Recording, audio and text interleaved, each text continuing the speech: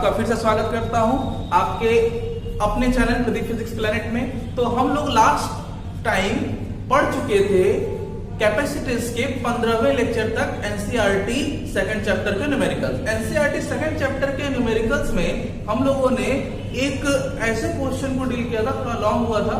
फिर उसके बाद हमने एक क्वेश्चन नंबर 15 आई को क्वेश्चन नंबर 15 हमने डील कर लिया था। क्वेश्चन नंबर 15 में हम लोगों ने देखा था कि एक चार्ज था और चार्ज जो है वो किसी स्फेरिकल सेल के अंदर बना हुआ है और जिसकी वजह से हम इनर सेक्शन पे डेंसिटी और आउटर सेक्शन पे डेंसिटी निकाले थे। आई होप याद होगा आपको। आज हम बात करने वाले हैं क्वेश्चन नंबर 16 की। अब क्वेश्चन नंबर 16 बच्चों ध्यान से देखिएगा, एनसीईआरटी का क्वेश्चन नंबर 16, ठीक है। What is the question of 16? जरा अपने बुक में पढ़ने की कोशिश करिए, क्या है क्वेश्चन। दर्शाइए कि आवेशित पृष्ठ के एक पार्श्व से दूसरे पार्श्व पर स्थिर विद्युत क्षेत्र के अभिलंब घटक असांतत्य होते हैं, नॉन कंटिन्यूअस होते हैं और इसे E2 माइनस E1 इसे E2 minus E1 is equal to sigma upon epsilon not से दिखाया जाएगा, ठीक है। ये बोला गया है आपसे, ये प्रूफ करना है, ठीक है। इसके साथ द्वारा व्यक्त किया जाएगा तथा n एक यूनिट वेक्टर है, एकांक सदिश है और जो कि तल के लंबवत है, ठीक, बहुत बढ़िया। जहां सिग्मा पृष्ठ घनत्व है, ये भी ठीक है। अतः ये दर्शाना ये है कि चालक के ठीक बाहर वैद्युत क्षेत्र सिग्मा, चालक के ठीक बाहर जो है वैद्युत क्षेत्र जो है वो sigma n upon epsilon not. मतलब कि आपसे पूछा गया कि ठीक आउटर पे, ठीक आउटर सरफेस पर हमें ये भी दिखाना है कि जो इलेक्ट्रिक फील्ड है वो ये है, ठीक आउटर पे, जस्ट आउटर पे। मतलब ये दोनों चीजें हमें दिखानी है। ये क्वेश्चन नंबर 16 का पहला पार्ट है बच्चों। पहले इस पर हम लोग डील कर लेंगे, फिर उसके बाद आगे चलेंगे। Now just look at it. Let's suppose that there is a surface, एक सरफेस है मेरे पास मेटालिक, ओके। इस मेटालिक सरफेस को आपने कर दिया चार्ज, ये लीजिए अच्छे से कर दिया चार्ज आपने। जब आपने इसको चार्ज कर दिया तो इस चार्ज के कारण, इस शीट पर चार्ज कर दिया, इस शीट का इधर वाला पार्ट फर्स्ट पार्ट और इधर वाला पार्ट सेकंड पार्ट या सेकंड साइड कहलाएगा। तो इधर वाले पार्ट की वजह से, इधर वाले पार्ट की वजह से इलेक्ट्रिक फील्ड होगा और इधर वाले पार्ट की वजह से इसका एरिया वेक्टर कहां होगा बच्चों, किसी एक ही डायरेक्शन में होगा। तो मान लेते हैं कि इसका area vector unit vector n cap. अगर मैं बात करूं इसके इधर वाले साइड के रिस्पेक्ट में, तो इधर वाले साइड के रिस्पेक्ट में जो इलेक्ट्रिक फील्ड होगा वो इस n कैप के क्या है, अपोजिट है, इस n कैप के अपोजिट है। तो अगर मैं बात करूं इधर फर्स्ट सरफेस के कारण इलेक्ट्रिक फील्ड जो कि इस परपेंडिकुलर के अपोजिट है वो क्या होगा, ठीक है। तो ध्यान दीजिएगा solution. Electric field due to first side, प्रथम पृष्ठ के कारण इलेक्ट्रिक फील्ड क्या होगा, तो वो हो जाएगा बच्चों vector of E1 is equal to क्या होने वाला है, sigma upon 2 epsilon not. I hope याद हो आपको, सिग्मा अपॉन 2 एप्सिलॉन नॉट, क्योंकि इसकी दिशा इसके अपोजिट है तो आपको माइनस दिखाना होगा n कैप के साथ, क्योंकि पहला आपने इधर माना हुआ था। Similarly when we have to talk about other surface, अगर हम दूसरे पृष्ठ की बात करें तो बच्चों दूसरे पृष्ठ के लिए इलेक्ट्रिक फील्ड बच्चों कहां होगा, इस सेकंड साइड के कारण। तो सेकंड साइड के कारण इलेक्ट्रिक फील्ड हो जाएगा वेक्टर ऑफ E और ये इसी साइड है तो हम कह सकते हैं sigma upon 2 epsilon not n cap. ये दे दिया इक्वेशन नंबर 1 बच्चों, इसका आपने दे दिया equation number 2। According to question मैं बात करूं कि हमें ये इज इक्वल टू ये प्रूफ करना है तो अपने हिसाब से हम चलेंगे, देन मतलब अतः हम इसको लिख सकते हैं vector of E2 minus vector of E1, ठीक है। इन दोनों में कॉमन n कैप। तो आप देखिए E1 इज इक्वल टू, मैं यहाँ पे क्या लिख सकता हूँ बच्चों, तो यहाँ पे मैं लिख सकता हूँ पहले sigma upon 2 epsilon not minus, और फिर माइनस ये है तो ये प्लस हो जाएगा सिग्मा अपॉन 2 एप्सिलॉन नॉट और ये हो गया ऐसे, और यहां पर आपका हो गया n कैप, ठीक ना, बहुत बढ़िया। अब मैं क्या कर सकता हूं, ये ऐड हो जाएगा और ये हो जाएगा vector of E2 minus vector of E1 is equal to sigma upon epsilon not n cap. ये हो गया आपका पहला ये हो गया पहला पार्ट, ठीक है। सिमिलरली मैं बात करूं अगर एन कैपिटल नेक्स्ट की बात करूं, इसी में नेक्स्ट की बात करूं, तो इसमें कहा गया है कि अगर एक ही सरफेस की बात करें, एक ही के कारण जो इलेक्ट्रिक फील्ड होगा वो ऐसा, मतलब सिग्मा अपॉन एप्सिलॉन नॉट होगा किसके, पृष्ठ के जस्ट बाहर। ये कैसे पॉसिबल है? तो मैं बता दूं कि ये पॉसिबल तब है जब मैं मान लूं कि यह पृष्ठ क्या हो, बंद लूप बनाता हूं, ठीक है। अगर ये बंद लूप बनाएगा तो इसके जस्ट बाहर इलेक्ट्रिक फील्ड बंद लूप बनाएगा तो अंदर वाला क्षेत्र जीरो हो जाएगा। अंदर जीरो का मतलब क्या जीरो बच्चों? अंदर जीरो का मतलब अंदर इलेक्ट्रिक फील्ड इवन था, तब इवन क्या हो जाएगा, जीरो हो जाएगा। अर्थात बंद लूप बना रहा है ना, तो बंद लूप के अंदर इलेक्ट्रिक फील्ड जीरो अंदर होता है, तो बाहर क्या बचा, जस्ट E2 बचा। तो E2 इज इक्वल टू हो जाएगा बच्चों आपका sigma upon epsilon not an cap. बात क्लियर हो गई? तो ये हो गया आंसर, ठीक। ये हो गया 16 का ए। अब मैं बात करूंगा 16 के बी के बारे में, आइए देखते हैं 16 का बी। 16 का बी क्या है? 16 के बी में एक बार क्वेश्चन आप ध्यान से देख लीजिएगा बच्चों। 16 का बी कहता है आपको कि दर्शाइए कि आवेशित पृष्ठ के पृष्ठ से बाहर दूसरे पार्श्व पर स्थित वैद्युत क्षेत्र का स्पर्श रेखी घटक संतत है। मतलब एक चीज यहाँ पे पहले से बोल दिया गया है कि इलेक्ट्रिक फील्ड कैसा है, संतत, ठीक है। तो इलेक्ट्रिक फील्ड अगर सतत मतलब कंटिन्यूअस है, लीनियरली कंटिन्यूअस है, तो दोनों का डायरेक्शन सेम होंगे, ठीक है। तो इस 16b के बारे में बात करूं कि यदि वैद्युत क्षेत्र लीनियरली मतलब रेखीय संतत हो, मतलब कंटिन्यूअस हो, संतत हो, तब बंद लूप में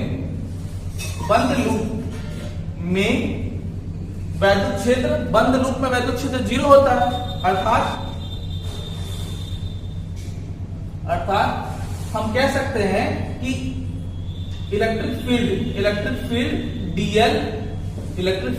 डीएल का इंटीग्रेशन, इलेक्ट्रिक फील्ड डीएल मतलब एक ही लाइन पर टोटल इलेक्ट्रिक फील्ड की वैल्यू हमेशा क्या होगी, जीरो होगी। लाइन वेक्टर पर टोटल इलेक्ट्रिक फील्ड हमेशा जीरो होगा, मतलब वहां इलेक्ट्रिक फील्ड एग्जिस्ट नहीं करता। और ये बताता है कि ये आपका इलेक्ट्रिक फील्ड लीनियर है और कंटिन्यूअस है।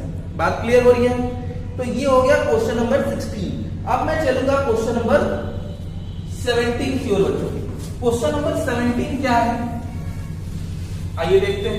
क्वेश्चन नंबर 17 आपने देखा हुआ है बच्चों, ये हमने डेराइवेशन करवाया है जब हम लोग पहला चैप्टर पढ़ रहे थे। तो पहला चैप्टर जब हम लोग पढ़ रहे थे तो हमने देखा था कि आपसे बोला गया रैखिक आवेश घनत्व लैम्डा वाला एक लंबा आवेशित बेलन एक खोखले समाक्षीय चालक बेलन द्वारा गिरा है और दोनों बेलनों के बीच स्थान में वैद्युत क्षेत्र कितना होगा।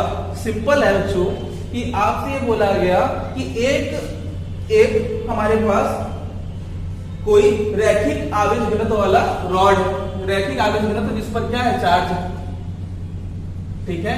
और इसके आसपास आपने एक गोला मान लिया है और उस बेलन मान लिया है और वो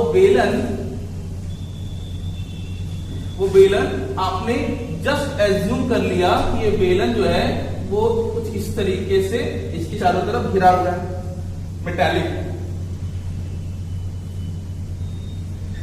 है। तो अब जब आपने इसको मेटालिक बेलन को कुछ इस तरीके से मान लिया है तो इसका कुछ रेडियस भी मान लीजिए।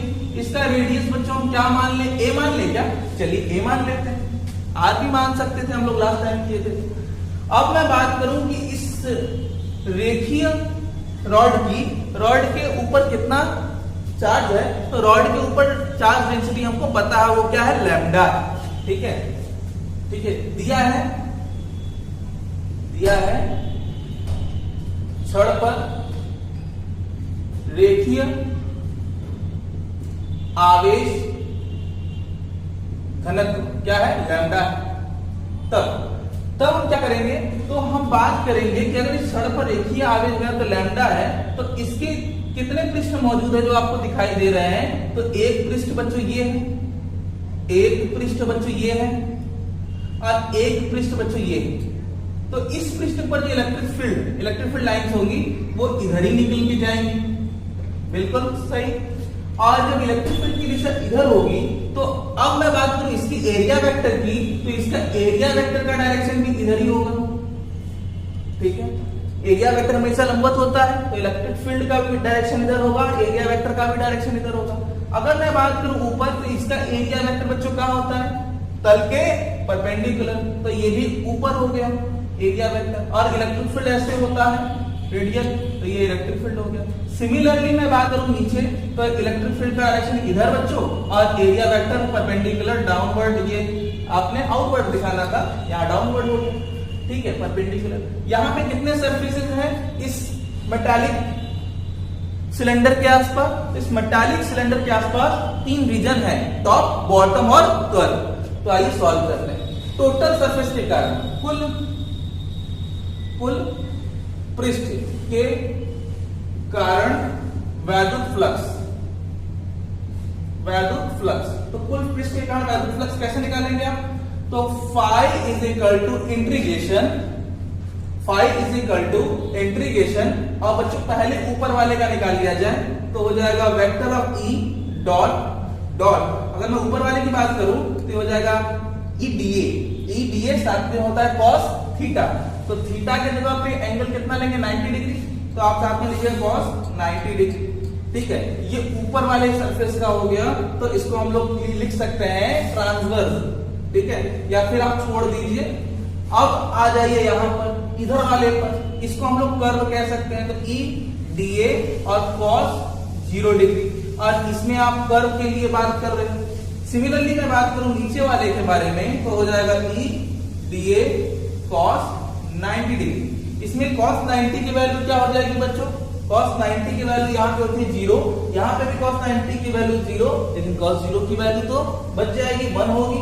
तो नाउ मैं बात करूं 5 इक्वल टू, ये दोनों टाइम घट गए, मतलब खत्म हो गए, कैंसिल हो गए, बचा cos 0 1, और इंटीग्रेशन ऑफ dA का मतलब होता है इस पूरे पृष्ठ का वक्र पृष्ठ, तो ये हो जाएगा E, और पूरे पृष्ठ का वक्र पृष्ठ कितना हो जाएगा 2 पाई आर एच होता है। आर की जगह आर मत लिखिएगा, रेडियस हमने क्या मान के रखा है ए, तो ए और साथ में एच क्या है बच्चों, इस बेलन की जो बेलन आपने लिया हुआ है उसकी लेंथ है, ठीक है, ये एच लेंथ हो गई।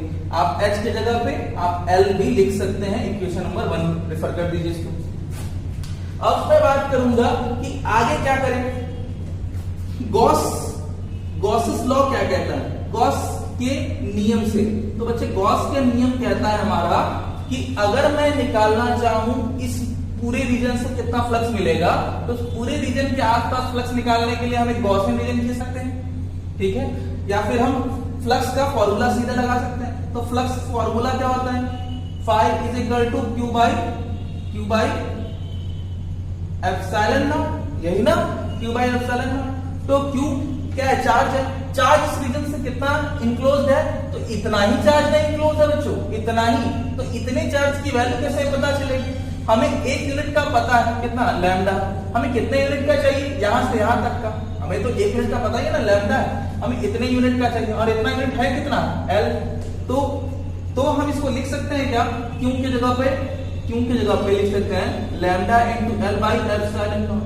जिन बच्चों को ये क्लियर नहीं हुआ वो हम बता दें कि लास्ट आपने कभी देखा है कि lambda is equal to q by l, हमने क्लास में बताया हुआ है कि lambda is equal to q by l होता है, ये लीनियर चार्ज डेंसिटी है, यहां से क्यू की वैल्यू मिल जाएगी। फ्रॉम इक्वेशन 1 and 2, मतलब समीकरण 1 और 2 से क्या हो जाएगा, दोनों को इक्वेट कर दीजिए, एक यहां मिला है और एक यहां मिला है, तो आप यहां पे कह सकते हैं E2 pi a l is equal to lambda l by epsilon not, ठीक है, और जो कटे कैंसिल कर दीजिएगा, E की वैल्यू मिल जाएगी आपको कितना, ई की वैल्यू मिल जाएगी आपको 1/4 की जगह पे आप लिख सकते हैं 2 pi epsilon naught lambda upon e. ये है आपका इलेक्ट्रिक फील्ड। सिमिलरली मैं बात करूं इसको और इंप्रूव करने की, तो ये और इंप्रूव हो सकता है और ये हो जाएगा 1/4 pi epsilon naught 2 lambda upon e. इसका मतलब ये किस पे डिपेंड करता है, इसके रेडियस पर, कंडक्टर के या फिर सिलेंडर की रेडियस पे। ठीक है, तो ये सिलेंडर जितना बड़ा होगा इलेक्ट्रिक फील्ड उतनी वीक होती जाएगी। बात क्लियर हो गई। अब मैं बात करूंगा आगे नेक्स्ट क्वेश्चन की ओर। तो बच्चों नेक्स्ट क्वेश्चन हमारा है क्वेश्चन नंबर 18। क्वेश्चन नंबर 18 की ओर स्विच करते हैं हम लोग, देखते हैं क्या होता है।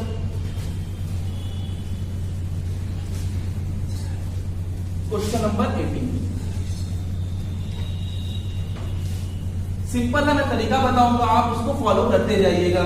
ठीक है, क्वेश्चन नंबर 18 देखते हैं। 18 में कह रहा है एक हाइड्रोजन परमाणु में इलेक्ट्रॉन तथा प्रोटॉन लगभग 0.53 एंगस्ट्रॉम दूरी पर परिबद्ध है और बताना यह है कि निकाय की स्थितिज ऊर्जा का इलेक्ट्रॉन वोल्ट में परिकलन करना है। सिंपल है बच्चों, एक हाइड्रोजन परमाणु में इलेक्ट्रॉन और प्रोटॉन लगभग 0.53 पर है। तो प्रोटॉन ये हो गया मान लीजिए और इलेक्ट्रॉन ये हो गया। ठीक है, दोनों कितने डिस्टेंस पर है, 0.53 एंगस्ट्रॉम पर हैं, स्टेबल हैं। और ये क्वेश्चन नंबर क्या है बच्चों, 18 है। 18 क्वेश्चन में कह रहा है कि इसकी एनर्जी निकालनी है, तो ये निकाल लीजिएगा इसकी एनर्जी। तो पहले एनर्जी निकालनी है, मतलब पोटेंशियल एनर्जी निकालनी है, स्थिर ऊर्जा निकालनी है। तो फॉर्मूला क्या होता है, ये ध्यान में रखिएगा। Q1 Q2, यहाँ पे Q1 प्लस में और Q2 माइनस में, लेकिन दोनों पे चार्ज सेम ही होता है, तो यहाँ माइनस में आएगा और दोनों इलेक्ट्रॉन के चार्ज के बराबर होते हैं, तो E और E लिखते हैं, काम चलेगा। और डिस्टेंस में मैं क्या लिखूंगा, फिलहाल के लिए r² लिख दूंगा। यहाँ पे आप सॉल्व कर लीजिएगा और इसकी वैल्यू 9 × 10⁻9 और ये 1.6 × 10⁻−19 का क्या होल स्क्वायर कर लीजिए और यहाँ पे 0.53 × 10⁻10। ठीक है, स्क्वायर नहीं करिएगा बच्चों, ये सॉल्व कर लीजिएगा। इसको सॉल्व करके आप लाओगे इसको जूल में, फिर उसको आप जूल में जो लाओगे उसको आप एक काम करिएगा, इलेक्ट्रॉन वोल्ट में लाने के लिए 1.6 × 10⁻−19 से डिवाइड करिएगा और मिलियन इलेक्ट्रॉन वोल्ट में लाना चाहते हैं तो 1.6 × 10⁻13 से डिवाइड कर दीजिएगा, आपका आंसर आएगा, ये आ जाएगा। जैसे ही आप ये ला दोगे, दूसरे पार्ट की ओर चलते हैं। दूसरा पार्ट बच्चा क्या कहता है, दूसरा कहता है निकाय की अनंत दूरी पर स्थिर ऊर्जा को शून्य माना गया। ये बात आप तय मानिए कि अनंत पर स्थिर ऊर्जा शून्य ही होती है। इलेक्ट्रॉन को स्वतंत्र करने पर न्यूनतम कार्य करना पड़ेगा। ठीक है, यदि यह दिया गया कि इसकी कक्षा में गतिज ऊर्जा A में प्राप्त स्थिर ऊर्जा की परमाणु की आधी होगी। बच्चों ये होता ही, किसी भी सिस्टम की गतिज ऊर्जा या फिर किसी इलेक्ट्रॉन की जो गति कर रहे हैं उसकी गतिज ऊर्जा हमेशा स्थिर ऊर्जा की आधी होती है। तो आपको ये पता होना चाहिए कि गतिज ऊर्जा मतलब काइनेटिक एनर्जी हमेशा स्थिर ऊर्जा की क्या होती है, आधी होती है। तो जो भी वैल्यू आपकी यहाँ पर मिलेगी बच्चों, यहाँ पर जो भी स्थिर ऊर्जा आएगी वो आएगी मिलियन इलेक्ट्रॉन वोल्ट में ला दीजिएगा और फिर इसको डिवाइड कर लीजिएगा। गतिज ऊर्जा नेगेटिव नहीं होती है तो इसमें माइनस हमेशा लगा लीजिएगा, तो ये आपकी एनर्जी आ जाएगी। अर्थात कुल ऊर्जा अगर निकालना होगा, अगर कुल ऊर्जा बच्चों निकालना होगा तो आप क्या करिएगा, कुल ऊर्जा के लिए E = K + U कर दीजिएगा। ये U है और ये K है, दोनों को जोड़ करके आप एनर्जी निकाल लेंगे। दूसरा क्वेश्चन समझ में आ गया, करके हमें बताएंगे आप। अब चलूंगा मैं तीसरे पर। यदि स्थिर ऊर्जा को 1.06 एंगस्ट्रॉम पृथक्करण पर शून्य ले तो A और B के उत्तर क्या होंगे। बच्चों सिंपल है, ये भी समझने का कोशिश करिए, सिंपल है। आइए क्या है, अगर पूछा जा रहा है तीसरे क्वेश्चन में कि अगर डिस्टेंस जो है, ये जो डिस्टेंस है वो कुछ इस तरीके से हो जाए, मतलब 1.06 एंगस्ट्रॉम हो जाए और यहाँ पर इलेक्ट्रॉन और प्रोटॉन ही हो, ठीक है, इलेक्ट्रॉन और प्रोटॉन है, तो फिर कहा जा रहा है कि फिर आंसर क्या होगा। इलेक्ट्रॉन को पहले इतनी दूरी तक लाया गया, ठीक, तो आपको कुछ नहीं करना, तो कितना कार्य करना पड़ेगा इस दूरी से इस दूरी में लाने में। तो आपको दूरी इस बार 1.06 एंगस्ट्रॉम मिली है, आप पोटेंशियल एनर्जी पहले निकालिएगा, ठीक है। फिर उसके बाद ये पोटेंशियल एनर्जी जो भी आएगी वो आएगी आपकी अभी वाली। अब पहले क्या आई थी, इसको आप मान लीजिएगा ठीक है, अभी वाली 2, और ये पहले क्या आई थी वो तो आपको पता ही है 1, जो भी आएगी उसको घटा लीजिएगा, ठीक है, घटा करके आंसर ये निकाल लीजिएगा। इतनी स्थिर ऊर्जा लगी। अब स्थिर ऊर्जा के आधा क्या होगा, गतिज ऊर्जा, ठीक है, तो गतिज ऊर्जा निकालना होगा। आप स्थिर ऊर्जा जो भी आई होगी उसका आधा कर दीजिएगा, आपको गतिज ऊर्जा मिल जाएगी नेगेटिव लगा करके। अब जो एनर्जी आएगी उसको आप जोड़ लीजिएगा, तो अब आपको टोटल कुल ऊर्जा निकालनी होगी, या फिर कुल ऊर्जा या कृत कार्य बराबर होता है। तो बच्चों के जो भी आया होगा यहाँ से, और जो ये डेल वाली वैल्यू आई होगी वो वाली वैल्यू यहाँ पे रख के जोड़ लीजिएगा, कार्य दर्शित जाएगा। समझ में आया? तो ये क्वेश्चन आपके 18 तक हो गए, आगे आप क्वेश्चन करेंगे, फिर अगले क्लास में हम लोग डील करेंगे। तब तक के लिए खुश रहिए, आबाद रहिए।